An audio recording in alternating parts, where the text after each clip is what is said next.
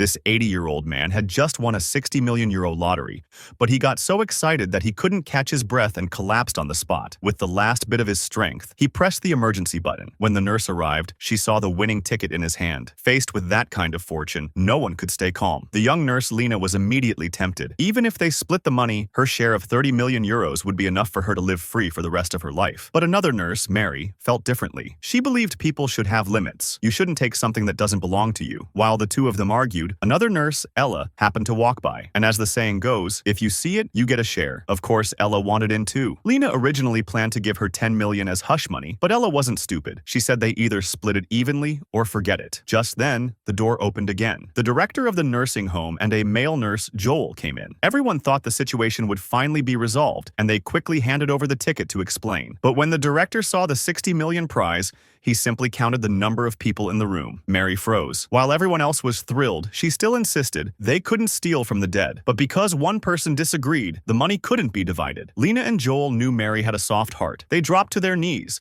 crying, saying they were the ones who cared for the old man until the end, while his own children never showed up once. Surely they deserved the money more. After their pleading, Mary finally gave in. She went with her co-workers to claim the prize, taking home 12 million euros. It wasn't the most, but it freed her from poverty. She even chased her old dream again, traveling the world. But a year later, Mary suddenly received terrible news. The director who split the money with them had died, and in a very strange way. While out at sea, he was run over by a yacht, crushed beyond recognition. The strangest part? The driver of the yacht was named Henry, the same name as the old man who died in the nursing home. Ella began to believe the money was cursed, that misfortune would strike everyone who had shared it. Mary, however, told her not to overthink. The world is huge, and it's normal for people to share the same name. But then Ella suddenly pulled out a clump of her own hair. She revealed she was already in the late stages of cancer. Everyone was stunned. Ella wanted to donate the money, but Mary immediately objected. She argued that life and death are part of nature. If anything, Ella was lucky to have the money, since she could afford the best doctors. This money wasn't a curse, it was a blessing. Encouraged, Ella regained hope, believing she could fight the disease with money. But just 3 days later, she was dead. Even creepier,